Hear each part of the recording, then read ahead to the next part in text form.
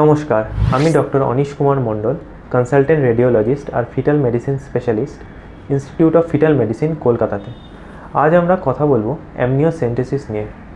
Amniocentesis এবং chorionic villus sampling দুটি খুবই গুরুত্বপূর্ণ ইনভেসিভ প্রসিডিওর ফিটাল মেডিসিন এই স্পেশালিটিতে। তো অ্যামনিওসেন্টেসিস এই পরীক্ষাটা কি? বাচ্চার চারিপাশে যে ফ্লুইডটা রয়েছে সেটিকে আমরা বলি অ্যামনিওটিক ফ্লুইড।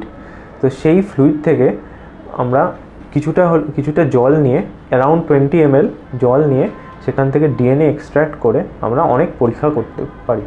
তো এই পরীক্ষাটি কেন করা হয়? মেনলি দুটো কারণ আছে। তার মধ্যে একটি কারণ হচ্ছে কোনো অ্যানিউপ্লয়েডি ডিটেক্ট করাতে। অ্যানিউপ্লয়েডি জিনিসটা কি? ইউজুয়ালি আমরা যে কোনো মায়ের প্রেগনেন্সিতে ডাবল মার্কার বা কোয়াড্রুপল টেস্ট করা হয়। এই পরীক্ষাগুলো করার কারণ হচ্ছে ডাউন সিনড্রোম বা ক্রোমোজোম 21-এ কোনো অ্যাবনর্মালিটি ডিটেক্ট করা। তাছাড়াও ক্রোমোজোম 13, 18 এবং সেক্স ক্রোমোজোমের অ্যাবনর্মালিটি এই পরীক্ষাগুলোতে ডিটেক্ট করে। তো সেই ক্ষেত্রে ওই রকম রিপোর্টে আমরা দেখি যে কোনো টেস্টে হাই রিস্ক আসছে ডাউন সিনড্রোমের, বা ক্রোমোজোম 13 বা ক্রোমোজোম 18-এ ট্রাইজোমিতে হাই রিস্ক। তো সেই ক্ষেত্রে এটি কনফার্ম করার জন্য অ্যামনিওসেন্টেসিস করাটা খুবই জরুরি। দ্বিতীয়ত আরেকটি গুরুত্বপূর্ণ কারণ হচ্ছে থ্যালাসেমিয়া ডিটেকশনে। যখনই মা এবং বাবা দুজনেই থ্যালাসেমিয়ার বাহক হন, তো সেই ক্ষেত্রে এটা জানা প্রয়োজন যে বাচ্চাটি থ্যালাসেমিয়া রোগী হতে চলেছে কিনা। তো সেই ক্ষেত্রে অ্যামনিওসেন্টেসিস করাটা খুবই প্রয়োজন। এছাড়াও ফিটাল ইনফেকশনস বা কোনো জিন ঘটিত কোনো রোগের ডিটেকশন, এক্ষেত্রেও অ্যামনিওসেন্টেসিস ব্যবহার হয়। তো এটি কিভাবে করা হচ্ছে?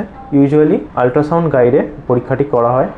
একটা সরু নিডল, যেটা মোটামুটি 23 গেজ বলতে খুবই সরু নিডল। ইউজুয়ালি মায়ের যে টিটেনাস ইঞ্জেকশন নেওয়া হয় তার থেকেও খুবই সেই নিডলটা মায়ের পেটের ভিতর দিয়ে অ্যামনিওটিক ফ্লুইডে আমরা পৌঁছে যাই। সেখান থেকে ইউজুয়ালি 20 ml ফ্লুইড আমরা অ্যাসপিরেট করি। যদি কোনো বড় পরীক্ষা থাকে, কোনো জিন ঘটিত কোনো পরীক্ষার জিন ডিটেকশন লাগে, সেই ক্ষেত্রে কিন্তু আরও বেশি ফ্লুইড আমাদের লাগতে পারে। এটি হয়ে যাওয়ার পর ইউজুয়ালি আমরা বলি 2-3 ঘন্টা এখানে রেস্ট করে তারপর মাকে ছাড়া হয়।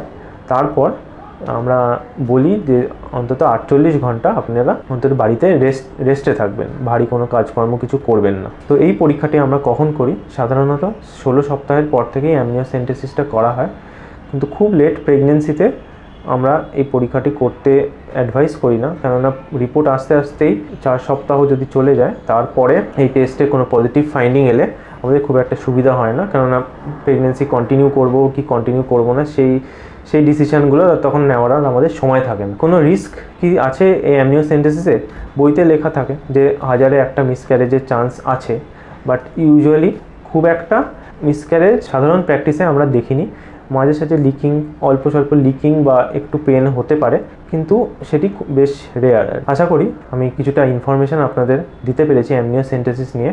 এই পরীক্ষাটি খুবই জরুরি যদি ডাউন স্ক্রিনিং পজিটিভ থাকে বাচ্চা, বা থ্যালাসেমিয়ার বাহক থাকেন মা বাবা, তো এই পরীক্ষাটি করা তখন প্রয়োজন। নমস্কার।